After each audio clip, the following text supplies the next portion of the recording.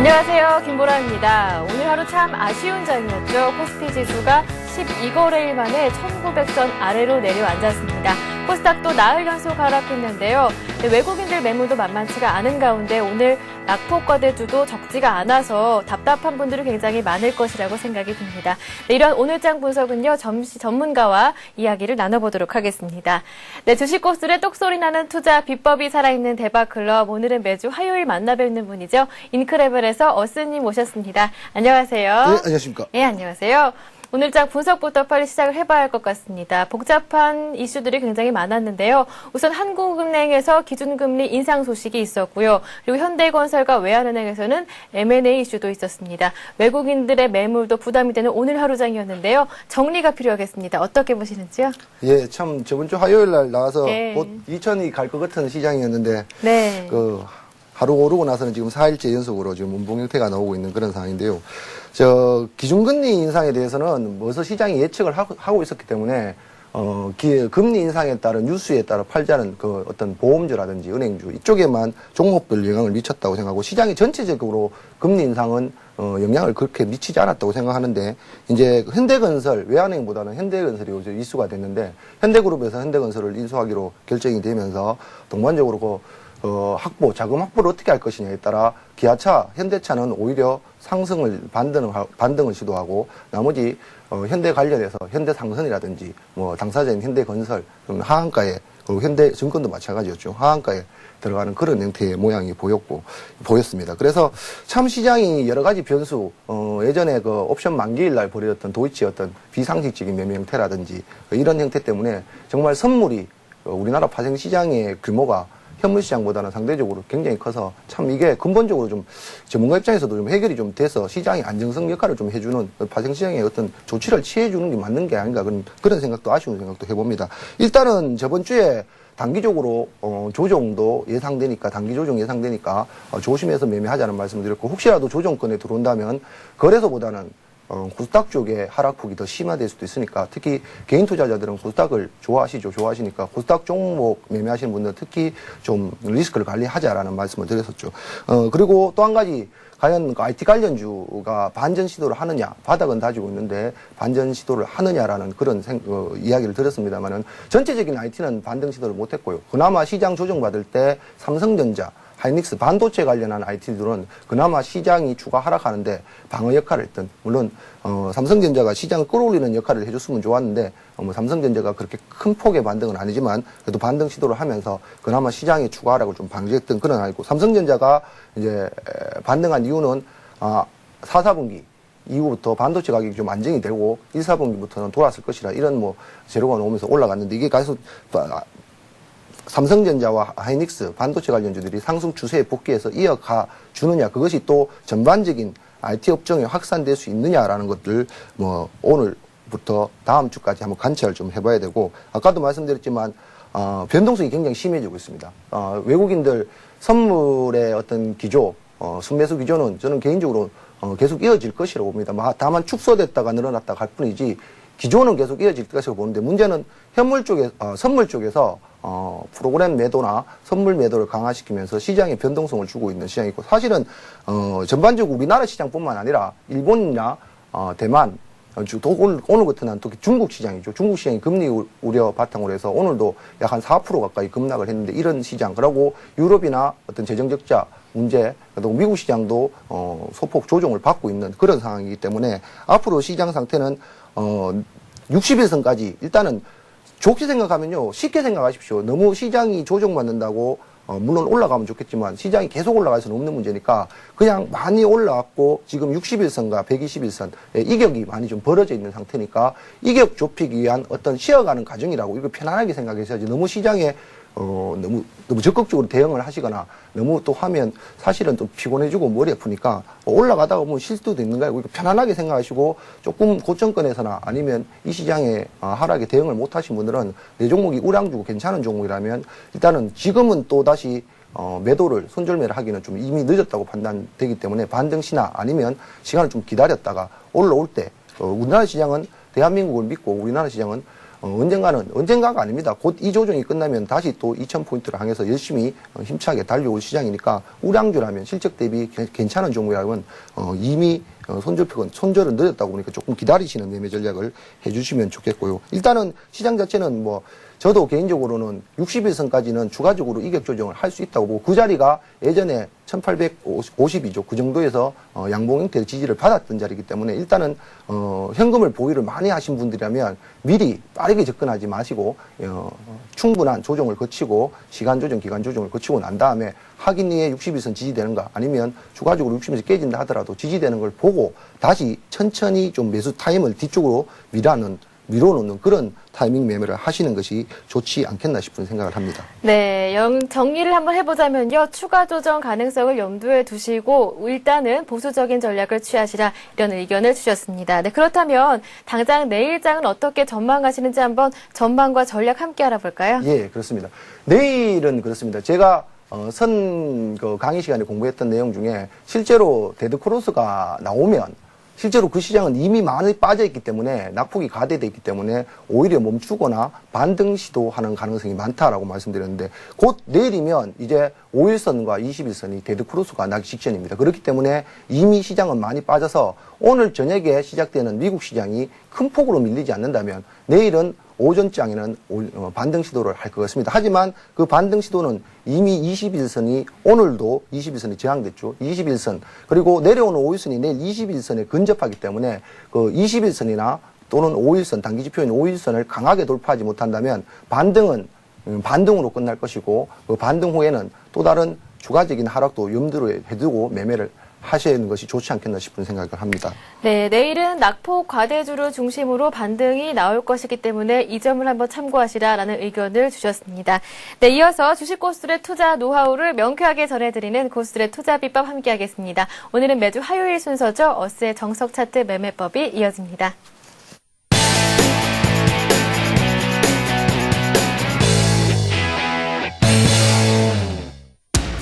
어떤 기법도 기초에서 비롯되며 기본이 완벽한 자만이 살아남아 시장의 주인공이 된다. 어스의 정석 차트 매매법 지금부터 함께합니다. 네, 어스의 정석 차트 매매법 본격적인 강의 들어가기 앞서서요. 참여하실 수 있는 방법 먼저 알려드릴게요. 오늘도 마찬가지로 강의 끝난 이후부터 실시간 종목 상담이 이루어지는데요. 지금부터 문자를 보내주시면 됩니다. 무료 문자 번호로 함께하고 있는데요. 013-3366-0110번이 열려 있으니까요. 지금부터 문자를요. 매수하신 종목명과 매수가 비중을 꼼꼼하게 적어서 보내주시면 되겠습니다. 네, 문자가 여의치 않으신 분들은요. 서울경제TV 홈페이지에서 대박클럽 게시판도 이용해 보실 수가 있으니까요. 많은 참여를 기다리고 있겠습니다. 네, 그럼 어스의 정석 차트 매매법 앞 시간에 살펴주셨던 관심 종목들이 어떠한 흐름을 보이고 있는지 관심 종목 AS 시간 가져보도록 하겠습니다. 네, 지난 시간에 하이닉스를 추천해 주셨는데요. 이 반도체 업황 회복 기대감의 흐름이 괜찮습니다. 오늘도 감고학번에서 마무리가 된 텐데 앞으로 어떻게 대응 전략을 가져가 보면 좋은지 AS 부탁드리겠습니다. 예, 저번 주 나와서 하이닉스를 혹시 IT 쪽이 돌아온다면 삼성전자는 너무 개인들이 무거워서 싫어하는 종목이니까 매매하기가 조금 어렵죠. 단가가 높은 종목이라서. 그래서 하이닉스가 삼성전자 대비는 조금 가벼운 종목이어서 하이닉스를 추천을 드렸는데 저번에 추천드릴 때도 굉장히 보수적인 매수가를 드렸습니다. 저번에 드렸듯이 이제 양봉에 갭 상승한 갭을 메운 양봉의 시가 아래쪽에서 양봉의 반자리인 이 자리를 손절가로 잡고 한번 매매를 해보자 했는데 매수가는 적당한 시기에 매수가 됐는 것 같은데 이제 어제 오늘 소폭 반등을 하고 있고 오늘도 장중 조정 시에 21선을 지지를 받고 있는 그런 모습이죠. 그래서 혹시 매수가 되신 분이라면 역시 손절가를 이제는 그 라인을 손절가로 잡을 필요가 없겠죠. 그래서 손절은 다시 정정을 해서 오늘 어제와 그 음봉의 저가인 22,700원 정도를 이탈한다면 60일선 밑에 있다 하더라도 우리 매수가가 보장이 되기 때문에 그 라인을 손절가 메인으로 잡고 만약에 이 종목이 삼성전자와 함께 IT가 반도체 쪽이 살아나면서 21선을 이탈하지 않고 계속 21선 위에서 상승 시도를 한다면 전에 제시됐던 가격대 26,000원을 단기 목표가로 계속 끌고 가는 그런 전략을 권해드리고 싶습니다. 네, 하이닉스 지난 시간 관심 종목이었죠. 추가 대응 전략 참고하시기 바랍니다. 네, 이어서 어스의 정석 차트 매매법 오늘 순서 이어가겠습니다. 어떤 내용을 준비하셨는지 핵심부터 간략하게 들어볼까요? 예, 제가 예. 그 말씀 드리기 전에 오늘 잠깐 나오기 전에 저도 뭐 종목 3당을 방송뿐만 아니라 제가 방송을 하고 있기 때문에 했었는데 어떤 아주머니 한 분이 전화가 오셔가지고 참 단기적으로 많이 빠졌어요. 특히 코스닥 종목 같은 경우에는 불과 일주일 사이에 20, 30% 이상의 하락폭을 기록한 종목들인데 그 아주머니가 공교롭게도 또 매매한 종목들이 그렇게 해당되는 그런 종목들이 있어서 상담을 하다가 사실은 뭐 아주머니도 처음에는 좋게 이야기를 했는데 저도 참 당장은 대응하기가 좀 힘들고 해서 아주머니도 울먹이고 저도 그 얘기 들으면서 참 마음이 슬펐습니다. 그래서 참 그렇습니다. 그 아주머니께서 과연 주식을 알겠습니까? 그냥 남이 좋다고 아니면 누가 추천한다고 아니면 방송에서 좋다고 그렇게 해서 샀을 뿐입니다. 그 아주머니가 무슨 죄가 있겠습니까? 그런데 실제로 손해를 본 것은 그 아주머니죠. 그래서 제가 이 대박클럽 강의를 하면서 하는 얘기인데 물론 주식 투자 어렵습니다. 사실은 개인 투자자가 이 시장에서 살아남기 힘들고 그다음에 정말 만족할 만한 수익을 내기도 힘든 거 저도 압니다. 그런데 있지 않습니까? 저희가 좋은 대학 나오기 위해서 열심히 공부를 합니다. 초등학교, 중학교, 고등학교, 대학교까지 약 16년을 공부를 합니다. 왜? 좋은 대학 나와서 좋은 직장에 취직을 하면 그래도 남들보다는 편하게 먹고 살 수 있으니까 그렇게 16년을 공부를 합니다. 얼마 있으면 수능도 있지만요. 주식도 마찬가지입니다. 뭣도 모르고 뛰어들지만 쉽게 되는 게 아닙니다. 그래서 16년 공부하라는 소리는 제가 안 하겠습니다. 이 대박클럽 이 시간만큼이라도 뭐 작은 시간이면 열심히 공부하시면 아마 앞으로 매매하는 데는 조금이라도 도움이 되지 않을까 싶은 생각이 있어서 그런 말씀을 드리겠습니다. 오늘은 눌림목 매매인데요. 네. 매매법 중에서 개인 투자자가 제일 그나마 대응하기 쉽고 또 손절도 할 수 있는 그런 매매법입니다. 그리고 눌림목 매매 보통 상승 중에 N자형 형태의 눌림목 매매 그거를 보통 눌림목 매매라고 하는데 일단은 그 시장 상황이 그렇기 때문에 앞으로 또 시장은 언제든지 좋아질 수 있기 때문에 앞쪽에 패턴 눌림목, 매집 눌림목 매매하고 같이 겹쳐서 앞으로 다가올 시장을 준비하는 매매 그런 눌림목 매매법을 공부를 한번 해보도록 하겠습니다. 네, 눌림목이라고 한다면요. 수급적인 측면에서 의미 있는 급소라고 할 수가 있겠죠. 물론 심리적인 측면에서도 마찬가지인데요. 이 초보 투자자들은 눌림목을 보면 지금이 매매 타이밍이구나 이렇게 생각을 하는데요. 하지만 정작 이것이 상승의 신호인지 아니면 하락의 신호인지 구분하는 것은 굉장히 어렵더라고요. 그렇죠. 오늘 강의 내용에서 확실하게 알 수 있겠죠? 예. 예. 자, 눌림목 매매 패턴 중에서 보통 눌림목 매매는 보통은 상승 중에 눌림목이거나 예. 아니 하락 중에 눌림목이지. 이거는 뭐 N자형이거든요. N자형으로 나타난다고 저번 시간에 많이 배웠죠. 근데 이거 시작하기 전에 패턴 형태의 눌림목이라는 게 있습니다. 이거는 예를 들어서 높은 곳에서 공을 떨어뜨리면 파동의 논리에서 속도가 붙다가 바닥이 되면 이게 이렇게 줄면서 수렴되는 형태죠. 물론 이것도 마찬가지입니다. 이때 구간에는 어떤 현상이 일어나나 그러면 거래량이 줄고 봉들이 작아집니다. 그걸 합쳐서 단도치 형태라고 하는데 도치와 단봉 형태를 가지고 단도치 형태라고 하는데 되지만 이렇게 된다고 해서 주가가 100% 상승 수준으로 전환하는 건 또 아닙니다. 왜냐 그러면 바닥 밑에 지하실이 있을지도 모르기 때문에 이 밑에 또다시 낭떠러지였으면 이 종목은 또 떨어지게 돼 있죠. 이런 형태. 하지만 상승하기 전에는 분명히 수렴 형태가 나타나고 단도지 모양이 나타납니다. 단도지란 거는 도지 형태의 모양과 단봉 형태의 봉들이 나타난다는 걸 합쳐서 단도지 형태라고 그러죠. 자, 그러면 이걸 한번 생각을 해봐야 되죠. 자, 공이 떨어져서 바닥에서 탄력받을 때는 어떤 형태의 모양이 나타나네요. 자, 하락 후에 주가가 어떻게 되냐? 바로 상승이 아닙니다. 상승 전환이 아닙니다. 왜 아니냐 그러면 장기간 주가가 하락을 했기 때문에 누군가 이 주가를 끌어올리기 위해서는 여기서 매집하는 형태가 나타나야 됩니다. 매집하는 형태. 그러면 여기서 만약에 V자 형태로 이렇게 올라가면 특별한 경우가 아닌 이상 이렇게 올라가면 누가 이쪽에 물린 사람들은 다 행복해지겠죠. 근데 절대 세력들은 이렇게 만들질 않습니다. 왜? 세력들이 제일 싫어하는 것이 개인 투자자를 끌고 가는 겁니다. 왜? 이 사람들은 올라오면 뭐가 됩니까? 매물화 됩니다. 매물화. 단기적으로 이익 실현을 하려고 그러는 매물화가 아니고 매물이 나오죠. 그러니까 이 사람들을 끌고 가기 싫어하는 게 세력들이고요. 그 다음에 두 번째는 경제 원칙입니다. 무슨 경제 원칙? 싸게 사서 쉽게 올려야 됩니다. 쉽게. 이렇게 적은 돈으로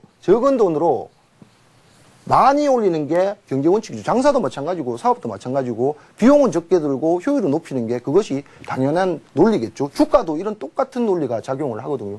그러면 여기서 급등시키지 않으면 반등하다가 이렇게 또 다시 하락하면 어떻게 됩니까? 여기서 물렸던 사람이나 예전에 물렸던 요걸 몇 번을 반복하게 되죠. 몇 번을 반복하면 결국은 개인 투자자들은 뭐가 흘러갑니까? 시간이죠. 시간을 제일 싫어합니다. 시간을. 기다려야 되니까. 이 빨리 올라가면 좋은데 올라가지도 못하고 올라갔다 내려갔다 이런 형태를 반복하면 개인 투자자들은 아이고 이제는 도저히 뭐 못 참겠다. 이제는 팔아야지 하고 팔게 됩니다. 팔게 되고 난 다음에 그때서야 안 보고 있는데 꼴도 보기 싫겠죠. 아이씨 내가 물려있다가 팔았는데 이거 꼴도 보기 싫지 뭐 보고 싶겠어 이거. 안 보고 있었는데 한참 지나서 보니까 음에 내가 판 자리보다 훨씬 높은 자리에 상승을 하고 있더라. 이런 경험들 아마 투자자분들이라면 많이 경험을 했을 건데 왜 그렇나? 개미를 털어내기 위해서 흔들어내는 겁니다. 그리고 이렇게 털어내면 털릴 개미는 다 털리기 때문에 조금만 거래량, 에너지라 그러죠. 거래량은. 에너지만 붙어주면 쉽게 가볍게 매물이 없기 때문에 개인들 나갈 사람 다 나갔으니까 매물이 없기 때문에 쉽게 끌어올릴 수 있는 돈이 적게 들죠. 이런 식으로 되는 거죠. 이런 형태의 패턴이 우리가 말하는 패턴이라고 이야기하지만 실제로는 개미를 털어내기 위한 눌림목 형태라고 봐도 되는 거죠. 이게 바닥권에서는 장기, 지금 이 말씀을 왜 드리냐 그러면 코스닥 종목들이 우량주든 개별주든 간에 그런 종목들이 단기적으로 급락한 종목들이 있습니다. 보통 하락한 기간값, 그러니까 많이 장기간을 하락하면 그만큼 행보하는 기간값도 길어집니다. 왜? 주가는요, 균형의 논리가 있습니다. 균형. 그러니까 상승한 기간값과 하락한 기간값, 행보학 기간값을 맞추려 하는 균형의 논리가 있어요. 그러니까 장기간 하락한 종목은 장기간 행보해야 됩니다. 장기간 매집을 해야 돼요. 그러니까 장기간 물린 사람들이 하루 며칠 안 행보하고 올라가면 이 사람들이 안 팔아야겠죠. 장기간 행보하면 그 사람들이 다 떨어져 나갑니다. 마찬가지로 이번에 단기 조정이 좀 급히 들어온 종목들도 이 떨어진 하락 포개값 있죠. 하락 포개값까지 기간 조정 언젠가는 주식가가 멈추게 될 거죠. 거기 파동이 줄어들면서 멈출 때 절대 빨리 사지 마십시오. 빨리 사지 마세요. 그러면 결국은 정말 상승할 때는 내가 가지고 있지 않습니다. 왜? 털려버립니다. 그러니까 이 하락한 폭의 시간값만큼의 균등하는 시간이 흐른 다음부터 관심을 가지세요. 그러면 틀릴 일이 없습니다. 왜? 조금만 있으면 상승할 가능성이 많기 때문에 틀릴 일이 없어요. 이런 것들이 패턴 형태에서는 이런 W자 형태 패턴, 매집 형태로 나타나는 경우가 많기 때문에 이게 시작되고 난 다음에는 이제는 상승 추세로 복귀하기 때문에 이제 정말로 이제 눌림목이라는 N자형 패턴이 나오겠죠. 이런 거는 처음에 있잖아요. 보통 종목이 그렇습니다. 처음에 파동 논리 볼 때 처음에 파동은 시간은 길고 상승폭은 짧습니다. 왜? 이때 개인 투자자 눈에는 잘 안 보입니다. 왜? 찌끔 올라가는데 시간은 길고 더디거든요. 이게 파동의 원파입니다. 원파. 그리고 2파는 요때부터 이제 개인 투자자 눈에 보이고 3파가 제일 화려하듯이 눌림목도 똑같습니다. 눌림목도 똑같은데 처음에는 반등을 시킵니다. 긴 기간 조정을 하고 행보한 난 다음에 반등을 시키죠. 반등시키면 요때 눌림목은요. 보통 N자형으로 들어옵니다. N자형으로 들어요. 눌려줄 때. 근데 이 눌림목이 저번에 그 봉의 지지저항 할 때 배운 논리인데요. 자, 요 자체를요. 상승폭 자체를 여기 상승폭 자체를 하나의 봉으로 생각하십시오. 그냥 이게 양봉이다 이래 생각. 이만큼 올랐다 이래 생각하십시오. 이때 눌림목이 어떻게 들어오냐? 엘리어트 파동이나 피보나치 주치 아시죠? 그거를 복잡하게 책 볼 필요 없습니다. 물론 책을 보면 공부하면 더 좋지만 간단하게요. 3분의 1씩 끊거나 반입니다. 결국 다시 말씀드려가지고 엘리어트 파동 아시죠? 382, 50, 618 있잖아요. 이게 결국은 이 봉의 3등분한 가격 아니면 반입니다. 결국은 이 눌림목이 3분의 1값 올라온 3분의 1값을 훼손해 뿌리면 이거는 눌림목이 아닙니다. 눌림목이 아니에요. 이게 깨지지 않은 상태에서 대부분이 N자형 파동이 나오고요. 근데 희한하게 두 번째 올라갈 때는요, 이게 이렇게 안 눌려집니다. 이것도 N자형이긴 하죠. 저번에 배웠죠. N자형도 이 N자형도 있지만 이것도 N자형이다. 이거는 가격의 조정을 주는 게 아니죠. 시간의 조정을 주는 거죠. 두 번째 파동에서는 이 시간의 조정을 준 눌림목 형태가 나타납니다. 그리고 마지막 파동이 나는 거는 거의 조정 없이 짧은 눌림목으로 화려해지죠. 이때 이제 개인 투자자들은 눈에 띄기 시작합니다. 왜? 제일 단기간에 많이 올라가기 때문에. 이런 형태의 N자형 눌림목. 그리고 눌림목에는 아까도 말씀드렸지만 두 가지 형태가 있죠. 하나는 가격의 눌림목입니다. 가격의 눌림목은 상승 파동 값에 그걸 봉으로 그냥 만들어 놓으면 됩니다. 그냥 차트에 만들어 놓거나 여기서부터 여기까지 올랐는데 여기까지 깨지지 않고 올라가면 이게 N자형 눌림목이다. 이렇게 만들어 놓으면 가격의 눌림목이 있죠. 이거는 쉽게 말해서 그야말로 이만큼 올라갔으니까 이만큼 떨어졌다가 다시 올라가는 걸 가격의 눌림목이라고 그러죠. 근데 눌림목이 나타날 때 가격의 눌림목, 그리고 두 개째 눌림목이 시간의 눌림목이죠. 이거는 이거보다 더 강한 패턴이죠. 올라갔는데 박스권 횡보하다가 또다시 상승하는 거예요. 어느 게 강할 거냐? 그거는 말씀 안 드려도 아시죠. 이거는 이만큼 올라갔으니까 이만큼 내렸다고 올라가는 것이고, 이건 올라갔는데 가격 조정 안 밀고 시간만 견디다 올라. 이때도 똑같습니다. 이때도 뭐냐? 될 수 있으면요. 될 수 있으면 이 올라간 상승의 기간값만큼 짧은 기간값의 눌림목을 완성하고 올라가는 것이 강한 패턴입니다. 강한 패턴이에요. 그런 패턴이 강한 패턴이고, 약하다 하더라도 이 상승폭의 기간가가 균등해야 됩니다. 균등. 비슷해. 비례값이 돼야 된다는 얘기죠. 자, 그러면 이제 눌림목은 이렇게 하면 되는데, 야, 이게 눌림목인지 아닌지, 아까 이거 3분의 1 좋아, 배웠어. 이거는 시간 눌림목? 좋아, 배웠어. 근데 이때 눌림목인지 아닌지를 판단하는 기준이 있어야 됩니다. 기준. 그게 무엇이냐? 아까 말씀드린 단도지. 요때 대부분은 봉이 작아집니다. 봉이든 도지든 작아지요. 그리고 거래량은 줄겠죠. 여기서. 그리고 거래가 딱 터지는 게 신호탄입니다. 이게. 이제 눌림목이 끝났다. 이제 사도 된다. 라는 신호탄이에요. 이때 초기 구간에 따라가면 다음에 상승을 먹을 수 있다. 이때도 마찬가지입니다. 거래량이 줄어듭니다. 그리고 거래량이 딱 터지는 순간이 이제 눌림목 끝났으니까 살 때가 됐다.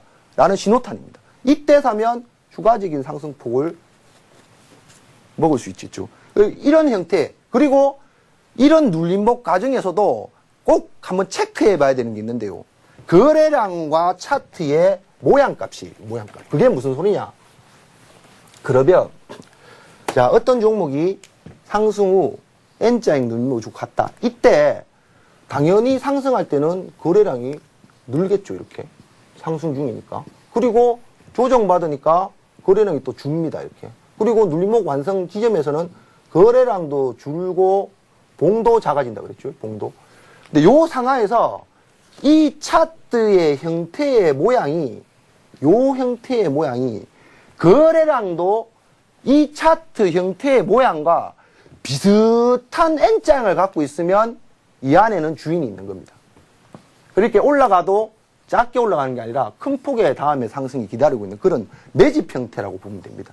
거래량의 모양과 차트의 모양이 비슷하게 만들어져 있는 종목이 정말 올라가면 강하게 올라가는 패턴이 될 수도 있으니까 꼭 거래량 모양값도 체크를 하시고 매매를 하시면 되죠. 여기 중요한 거 요점 정리를 해드리면, 네. 자, 일단은 눌림목 단도지가 나타난다. 단도지는 도지나 봉이 작아진다. 봉이 적어진다.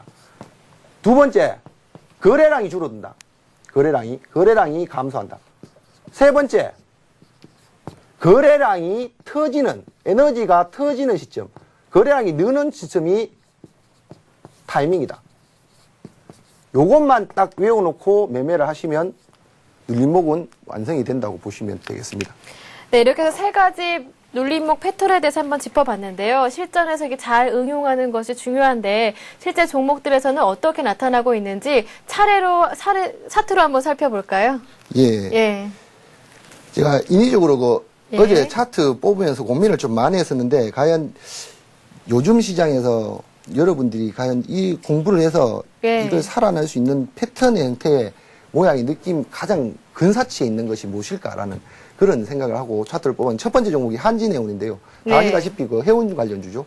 엑스테스 페노션과 한진해운 차트인데 한진해운이 엑스테스 페노션보다는 좀 낫죠. 여기 똑같이 요번에 공부한 대로 한번 보시면 여기 보시면 상당 폭의 긴 기간 조정을 가졌죠.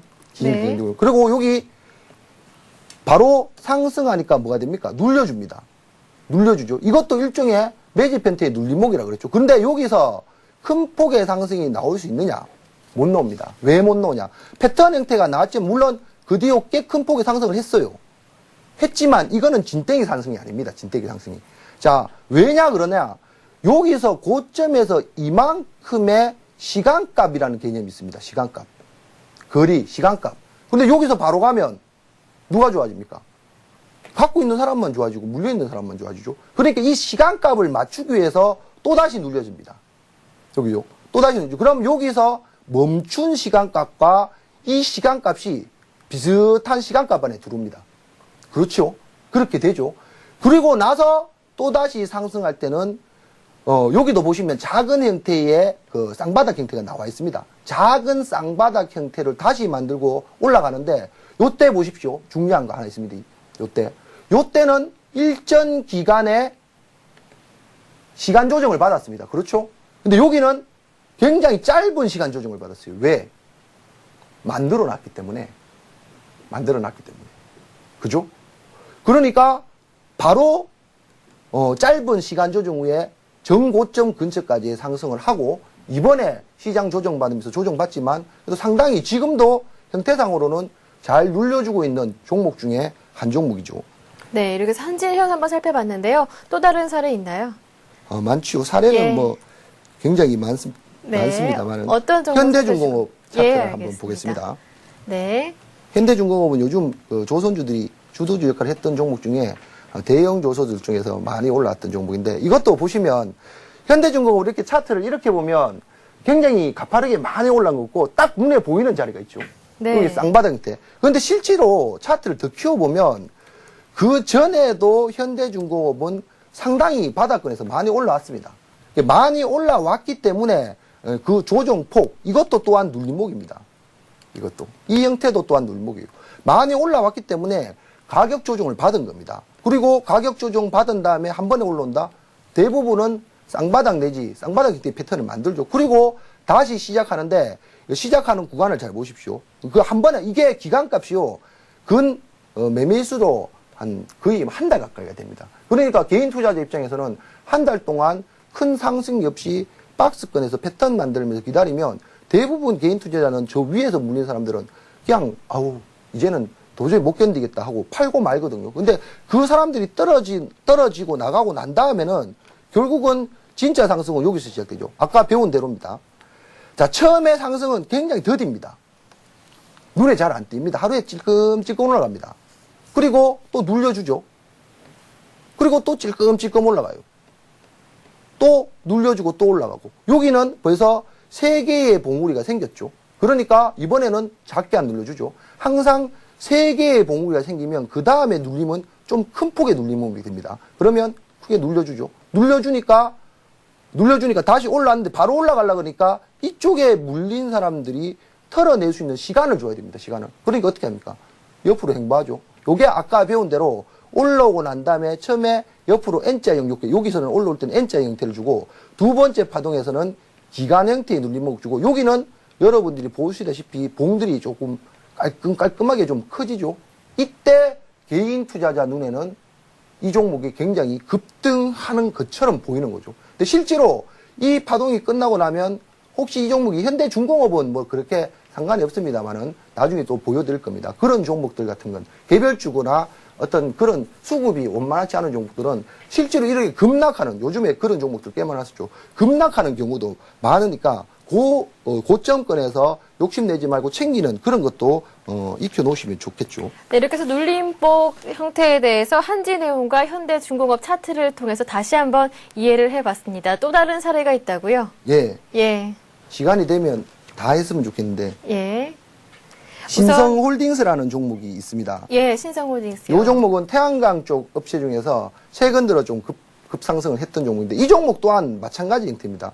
처음에 바닥권에서 눌려주고 바로 급등시키질 않습니다. 이렇게 시간 조정, 기간 조정 이것도 눌림목의 형태입니다. 바닥권 매집 눌림목 형태입니다. 그리고 나서 시간이 하락한 가격의 시간값만큼 보니까 밑에 보시면 거래량이 터져주죠. 이게 신호탄이죠. 올라갔습니다. 근데 단기적으로 이 종목은 구간간에 눌림목을 이런 식으로 주긴 했지만 크게 눌림을 주지 않고 거의 다이렉트 형태로 45도 각도 이상, 70도 이상의 각도로 올라갔죠. 그러니까 그 뒤에 들어오는, 그렇게 쉽게 말해서 3개가 나올 파동이 하나의 파동으로 다 나왔다는 얘기입니다. 그러니까 당연히 눌려줄 때 시간 조정이나 기간 조정을 많이 하게 돼 있죠. 그리고 나서 다시 만들어집니다. 이 기간이 여러분 보시다시피 이 기간이 2달이 넘습니다. 2달. 2달이 넘어요. 하락하고 나서 만들어지고 이 고점을 통과한 데까지 2달이 넘는 시간이 걸립니다. 그러면 시청자 여러분이라면 이거 견뎌내겠습니까? 대부분은 못 견뎌냅니다. 털어내고 말죠. 그러고 난 다음에 만들어지니까 또 다시 올라가는 척 했다가 또 빼버리죠. 그렇지만 저점은 안 깨집니다. 또. 그죠? 그리고 나서 그 뒤에 봐도 N자형, 계단형, 급등파. 봉들이 점점 커지면서 화려해 보이죠. 그 뒤의 흐름은 지금 단기 조정을 받고 있는 그런 흐름이라고 보시면 되겠습니다. 네, 다른 종목 한 종목 더 살펴볼까요? 한 종목만 더 해볼까요? 예. 광림이라는 종목인데요. 네. 제가 이 개별주로 한번 뽑아왔던 종목인데 예. 왜 이 종목을 여러분한테 이 눌림목 형태의 패턴을 이야기해서 제가 뽑아온 게 아니고요. 강림이라는 종목이죠. 같은 패턴이 이제 장기간 기간 조정을 받았습니다. 여기 보시다시피 거의 뭐 행보 조정을 받았고 여기 보시면 형태상 이게 엉덩이 형태죠. 짝꿍덩이 형태의 쌍바닥 형태의 긴 그것도 짧은 쌍바닥이 아니고 긴 쌍바닥 형태를 갖고 여기서 잠깐 반등시를 한 다음에 이 쌍바닥 형태의 기간값만큼 또 눌려줍니다. 밑에 보시면 상승할 때 거래량 늘고 하락할 때 어떻게 됩니까? 행보할 때 거래량이 주가의 패턴과 거래량의 패턴이 비슷하죠. 요렇게 됩니다. 요렇게 되고 난 다음에 요런 형태가 이제 매집형 형태입니다. 매집형 형태. 그리고 나서는 뭐 보시다시피 급등을 합니다. 물론 중간에 잠깐 눌려줬습니다. 잠깐 눌려줬지만 급등을 합니다. 이제 제가 이거를 왜 뽑아놨나 그러면요. 여러분한테 이 강림이라는 종목을 우리가 매매합시다. 아니면 이런 종목을 찾읍시다. 이런 개념이 아니고요. 제가 이 종목을 뽑아놓은 이유가 있습니다. 패턴은 급등한 후에, 화려해 보이잖아요. 근데 결국은 이 화려해 보이는 마지막 뒷모습은 처절합니다. 그래서 제가 말씀드리고 싶은데, 내 눈에 종목이 화려해 보이고, 이 종목이 급등할 것처럼 보이는 시간이나 가격이 오면요, 매매를 하지 마십시오. 그러면 그 종목이 우량주라면 그나마 팔 수 있는 시간이라도 줍니다. 근데 개별주는 단 몇 개의 봉으로 며칠 만에 그동안 올랐던 폭을 다 잡아먹습니다. 이래 되면 혹시라도 고점에 물리게 된다면 그 손실폭을 만약에는 손해본 거는 단기간으로 손해보지만 그 손실폭을 다시 복구한 데는 정말로 긴 시간과 오랜 노력이 필요합니다. 그래서 내 눈에 정말 화려해 보이고 암만 생각해도 많이 올랐다 싶을 때는 나머지 물량은 선수들에게 남겨주십시오. 그거를 내가 끝까지 그 조금 남은 거 물량까지 더 올라가겠다고 먹다가 혹시라도 큰 실수를 하게 되면 이렇게 단기적으로 큰 손실도 볼 수 있다는 것을 인지시키기 위해서 오늘 일부러 개별주라는 강림이라는 종목을 한번 뽑아봤습니다. 네, 이렇게 해서 주로 매매 타이밍으로 활용되는 눌림목 패턴 원리를 알아봤고요. 그리고 실전 종목들을 사례로 다시 한번 이해를 해봤습니다. 요즘 장이 굉장히 안 좋은데요. 이러한 상황에서도 관심 가져볼 만한 종목들이 있는지 어스님의 관심 종목도 한번 체크해 보겠습니다. 예, 오늘 관심 종목은 여러분도 뭐 다 아시는 종목이지만 사실은 개인 투자자는 별로 싫어하는 종목입니다. KT라는 종목인데요. 아시죠? 뭐 SK텔레콤과 함께 뭐 통신 쪽에서 통신업에서 유명한 종목이긴 한데 KT를 처음에 주봉부터 한번 보겠습니다. 주봉부터. 단기적으로는 KT도 일봉상으로는 많이 오른 것처럼 보이는데요. 실제로 주봉상으로 KT를 큰 차트로 보면 KT가 예전에 상승을 크게 하고 나서는 크게 오른 적이 없습니다. 한 2, 3년을 박스권에서 기다가 요번에 얼마 전에 요번 초죠.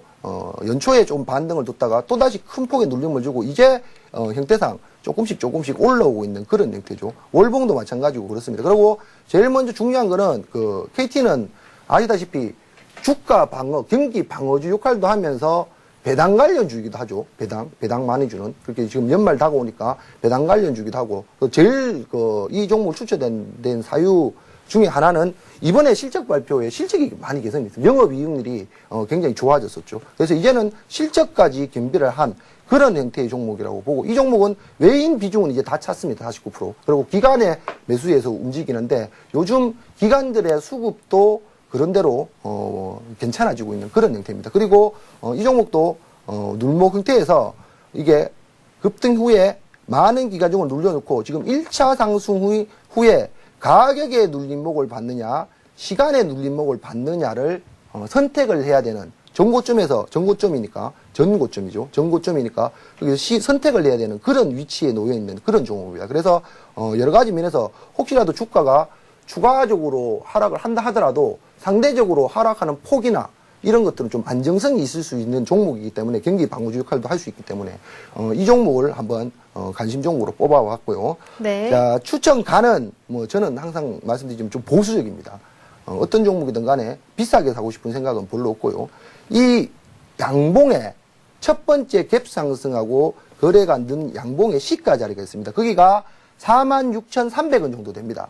그 자리부터 올라오고 있는 20일 선에 살라 그러면 그까지 또 안 내려올 가능성도 있기 때문에 요까지 음봉의 종가죠. 여기가 45,500원 정도 됩니다. 요 사이에서 분할 매수만 해주시고요. 그럼 평균 단가가 45,700원, 800원 정도 되겠죠. 분할 매수 해주고 시간이 지나면 이 종목 역시 보시다시피 20일선은 계속 올라오기 때문에 손절을 한다 하더라도 손절폭은 1% 아니면 1, 2% 내에서 2%는 안 되겠죠. 1점 몇 프로 수수료 포함해도 1점 몇 프로 되겠죠. 그 정도권에서 20일선 깨질 시에 손절폭을 잡아주신다면 한번 매매를 해봐도 되지 않겠나. 그리고 1차 목표가는 저번에 찍었던 고점 자리죠. 5만원. 5만원을 드리고요. 2차 목표가 5만원을 강하게 통과한다면 예전에 올라왔던 자리가 있는데요. 55,000원 정도를 2차 목표가로 드리고 싶습니다. 네, 이렇게 해서 강의 내용 모두 들어봤고요. 관심 종목까지 확인을 해봤습니다. 이어서 여러분들께서 상담 신청해주신 종목들 살펴드리는 시간 갖도록 하겠습니다. 네, 실시간 종목 상담 들어가기 전에요. 다시 한 번 더 참여하실 수 있는 방법 알려드릴게요. 무료 문자 번호로 함께하고 있습니다. 013-3366-0110번 열려 있으니까요. 지금이라도 늦지가 않았습니다. 문자로 꾸준히 보내주시면 되겠습니다. 네, 오늘 가장 먼저 보내주신 분부터 살펴보겠습니다. 3301님께서 남겨주셨는데요. 한국선제를요 2,740원에 매수하셨고요. 매수하신 비중은 40%입니다. 경기도 하남에서 보내주셨는데요. 향후 전망까지 부탁드렸습니다. 네. 이 종목을 오늘 매수를 하신 거겠네요. 예. 예전에 매수를 안 하셨다면. 자, 일단은 바닥권에서 급등 후에 패턴 형태가 나왔습니다. 그리고 실적도 좋게 발표됐었죠, 이 종목. 그리고 이 종목은 테마성, 해저턴을 관련 테마에서 급등을 예전에 했었는데, 자, 이번에 상승 후 똑같습니다. 중요한 건 그거지만 상승 후 눌려주고 난 다음에 양봉의 시가를 깨지 않고 조금 이 종목이 개인 투자자가 매매하기는 좀 힘든 종목이죠. 원체 급등락이 좀 심한 종목입니다. 그리고 오늘 도치 형태의 모양이 나왔는데요. 아직까지는 단기 지표에 있는 5일선도 깨지지 않았기 때문에 현재 시점에서도 보유입니다. 보유인데 문제는 이제 오늘 거래준 형태이면서 이 꼬리가 긴 약간의 음봉 도치 형태가 나왔다라는 거죠. 그러면 결국은 오늘 고가권인 2,900원 가격이 차익 실현 매물이 있다라는 얘기가 되겠죠. 그래서 매수가가 2,740원이면 소폭 지금 매수가 대비는 소폭 밀려된 강인데 내일도 추가적으로 상승 시도는 할 수 있을 거라고 봅니다. 5일선이 가파르게 올라오기 때문에. 하지만 1차적으로 2,900원이 돌파되지 않는다면 여기가 예전에 장중에 3,100원까지 올라가긴 했지만 양봉의 종가상은 이 종목이 2,850원 이상의 종가를 형성한 적이 없습니다. 그렇게 쉽게 말해서 요 파동은 휩소 파동이라고 봐야 됩니다. 휩소란 거는 추가적인 연장 파동이 한 번 더 났다고 봐야 되죠. 그래서 종가상으로 2,850원을 혹시라도 양봉의 형태로 마감을 해서 통과해서 끝이 난다면 전고점인 3,100원 이상도 올라갈 수 있는 파동이 나올 것이고요. 만약에 내일도 오늘의 고가나 3,850원을 저항으로 삼고 통과하지 못한다면 일단은 차익 실현 매물 해주시고요. 당장 혹시라도 내일 시가가 만약에 혹시라도 하락 출발한다면 이 종목은 급등주 스타일의 종목이기 때문에 단기 5일선을 손절매 대응으로 해주시면 되겠습니다. 네, 다음 살펴볼 종목은요, 아시아나항공입니다. 휴대전화 번호 끝자리 5299님께서 남겨주셨는데요. 아시아나항공은 11월 5일에 매수하셨대요. 9,650원에 매수하셨고요. 매수 비중이 100%입니다. 향후 전망 부탁드린다고 남겨주셨는데요. 지금 매도해도 될까요? 이렇게 남겨주셨습니다. 자, 아시아나항공도 9,650원. 아우, 좀 비싸게 사셨네요. 9,650원 가격이라면 이 정도 가격에서 매수를 하셨다는 얘기인데 비중이 11월 100%가. 5일에 매수를 하셨으니까요. 그렇죠. 아시아나항공도요. 사실은 얼마 전이죠. 얼마 전에 며칠 전입니다. 시장 급락하기 전에 이쪽에서 타이밍을 잡았어야 됩니다. 사실은.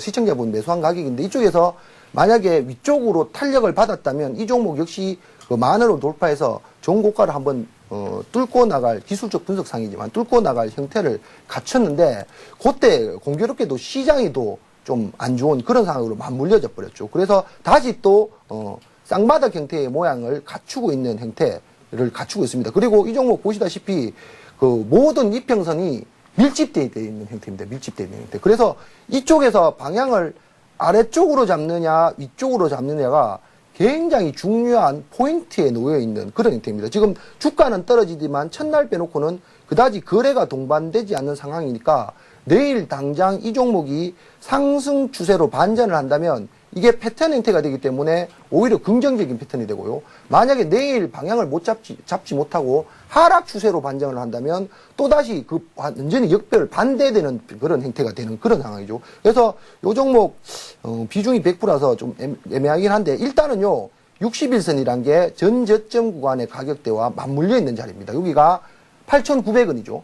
8,900원이 종가로 이탈되는 음봉 형태가 나오면서 밑에 거래량까지 동반되는 하락 에너지가 강화되면서 음봉 형태가 나오면 좀 장기적으로 보유하고 오셨지만 추가적인 하락을 방지하기 위해서라도 일단은 짧은 리스크 관리를 손절매를 해주시기 낫고요. 만약에 반대로 거래량이 느는데 하락 에너지가 강화되는 게 아니고 상승 에너지가 강화된다면 일단은 전고점 근처에 있는 10,000원까지는 보유를 하시고요. 10,000원 정도. 전고점이 10,000원 근처에 있습니다. 10,000원 정도까지 보유를 하시고 10,000원을 어떤 형태로 돌파되는가를 확인하시고 10,000원에서 좀 저항을 받는다면 물량을 한 반 정도만 들어주시고 나머지 물량만 가지고 대응하는 그런 전략을 권해드리고 싶습니다. 네, 이렇게 해서 아시아나항공 살펴드렸습니다. 다음 종목은요, RNL바이오인데요. 4803님께서 남겨주셨습니다. RNL바이오를 3,800원에 매수하셨고요. 비중은 적지 않아 주셨는데요. 이분 또한 매수하신 지는 오래되지 않은 것 같아요. 요 근래에 매수하신 것 같은데요.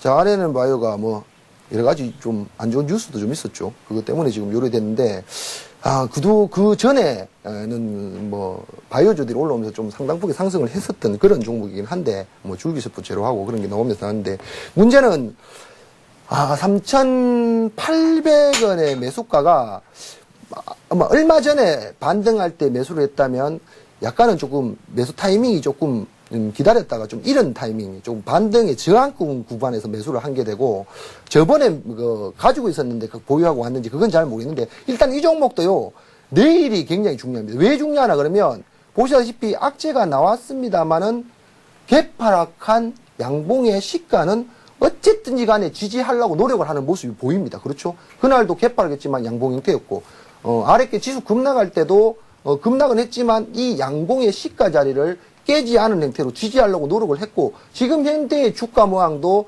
이 양봉의 시가는 깨지 않고 있거든요. 그러면 결론은 간단하죠. 자, 혹시라도 이 자리가 깨지면 이 자리뿐만 아니라 예전에 지지됐던 이런 구간가까지도 지지저항을 해줄 수 있는 위치가 3,425원, 20원 근처의 자리죠. 이 자리가 깨진다면 어쩔 수 없습니다. 추가적인 리스크를 방지하기 위해서라도 손실 처리를 해주는 게 맞고 내일 만약 이 자리 지지에 위쪽으로 올라온다면 이 종목은 올라온다면 시청자분 매수한 가격인 3,800원이 내려오고 있는 21선과 또 올라온다면 맞물리게 되는 자리입니다. 그러면 그 정도 자리에서는 일단은 물려있다가 올라오면 심리적으로 안정을 찾기 위해서라도 물량을 좀 축소해 놓고 보는 게 낫거든요. 그 정도 올라온다면 반등 강도 체크하면서 한 50% 정도는 물량을 축소해 놓고 나머지 50%만 가지고 강하냐 약하냐를 보고 대응하는 그런 전략을 권해드리고 싶습니다. 네, 다음 살펴볼 종목은요. 코오롱 인더스트리입니다. 4539님께서 남겨주셨는데요. 매수가는 적지 않아 주셨는데요. 15% 매수하셨는데 추가 매수가 가능한지 부탁드립니다. 이렇게 남겨주셨습니다. 코오롱 인더스트리인데요. 예. 매수가는 적지 않아 주셨다고요? 예, 앞으로는 매수가를 좀 적어주시면 더욱 자세한 상담을 받아보실 수 있다는 점 참고하시기 바랍니다. 자, 네. 이 종목도 단기로 지수 빠지면서 좀 급락한 패턴이긴 한데요. 여기 보시면 자, 이 종목 형태가 좀 재밌죠? 급락했다가 V자 형태로 전고점까지 다시 올라왔다가 이런 경우에는 무슨 뉴스라든지 재료가 있는 경우가 많은데 뭐 확인해 보면 아마 그런 게 있을 겁니다. 많은데 그 이외에 또다시 급락하고 있죠. 이런 경우에 또다시 똑같은 패턴이죠. 여기서 급등하는 패턴이 나와준다면 전고점까지도 추가적으로 상승할 수 있습니다. 그리고 이 종목은 추세를 그릴 필요도 없는 게 지금 현재 올라오고 있는 121선의 추세선을 이 종목은 지지 라인으로 잡고 있습니다. 그리고 어제도 이 자리 지지를 받았고 오늘도 이 자리 지지를 지금 받고 있습니다. 현재. 그러면 당연히 손절가는 121선이 깨지면 손절을 하시면 되고 만약 위쪽으로 방향을 잡는다면 또다시 강한 형태의 예전에 나왔던 패턴이 V자인 패턴이기 때문에 이번에도 형태상은 V자인 강한 패턴이 나와준다면 전고점이 위치한 자리인 72,3천원까지의 반등은 하겠지만 그렇게 된다 하더라도 이 종목은 그 자리를 뚫고 나가지 못하면 또 삼봉 형태가 됩니다. 헤드앤드 숄딩 형태가 된다는 얘기죠. 그렇게 된다면 그 자리에 강하게 돌파하지 못하면 일단 전고점 부분에서는 한번 이익 실현을 해주는 것이 낫지 않겠나라는 생각을 하고 있습니다. 네, 마지막으로 한 종목 더 살펴드리도록 하겠습니다. 이번에는 현대건설인데요. 현대건설을 9641님께서 남겨주셨습니다. 75,000원에 매수하셨는데요. 비중은 적어주진 않으셨고요. 오늘 장에서 많이 폭락을 했죠. 현대그룹에서 우선협상 대상자로 형성이 되면서 그룹주들이 동반해서 하락했는데요. 오늘도 하한가까지 내려갔습니다. 어떻게 보시는지요? 참. 예. 어렵습니다. 어려워. 예. 지금 현대건설은 어쩔 수 없이 그룹의 어떤 그런 문제 때문에 M&A가 오히려 현대차나 기아차 쪽에 됐으면 긍정적으로 작용할 수도 있었던 주가 흐름이었는데 오늘 또 이상하게 현대그룹 쪽에서 인수전이 완료되면서 이렇게 돼버렸는데 어쨌든 간에 내일까지는 뭐 추가적으로 하락을 할 수밖에 없다고 보겠습니다. 그렇지만 현대건설 자체의 문제가 아니기 때문에 현대건설이 뭐 나빠서 그런 게 아니라 인수전이 M&A 때문에 그런 문제 때문에 현대건설이기 때문에 제가 오늘도 현대건설 사실은 오기 전에 상담을 했었는데 제가 그분한테 말씀드린 게 있습니다. 이미 이렇게 됐으니까 이미 못 팔았다면 55,000원 부근까지는 한번 견뎌보자라는 말씀을 드렸었는데 개인적으로 55,000원 가격이 옵션을 제외한 가격이고 그리고 이 가격이 주봉이나 월봉상에도 지지권이 있습니다. 그래서 추가적으로 하락을 한다면 아마 다음 지지권은 55,000원 근처의 지지를 받지 않겠나 싶은 생각을 합니다. 그래서 이미 뭐 누구한테 인수가 되든지 간에 건설주의 흐름은 어차피 바닥을 터닝하고 올라오는 종목이고 현대건설은 우리나라 뭐 두째가라면 서로 하는 우량건설주라고 봐야 되겠죠. 그리고 현대차의 인수가 되든 현대그룹의 인수든지 간에 최선을 다해서 또 현대건설을 살리려고 현대건설이 정주영 회장님이 뭐 모기업이나 마찬가지 어머니 기업이니까 최선 살리려고 할 겁니다. 그렇게 된다면 굳이 지금 자리에서 손절매를 감행할 필요는 없고 정말 대한민국의 저력을 믿고 한번 뭐 중장기긴 한데요. 시장 상황은 지금 단기적으로는 저도 조금 더 추가적으로 조정을 할 수 있다고 봅니다만은 어차피 우리나라 시장은 내년, 후내년 되면 건설주뿐만 아니라 모든 우량주들은 전고점을 돌파해서 올라갈 가능성이 많으니까 대한민국을 믿고 한번 견뎌보시는 것도 좋지 않겠나. 일단 그래도 55,000원은 첫 번째 지지가로 형성이 돼주는 게 좋지 않을까 싶은 생각을 합니다. 네, 상담 내용 잘 참고하셔서요. 현명한 투자하시길 바라겠습니다. 오늘 실시간 종목 상담 여기에서 마치는데요.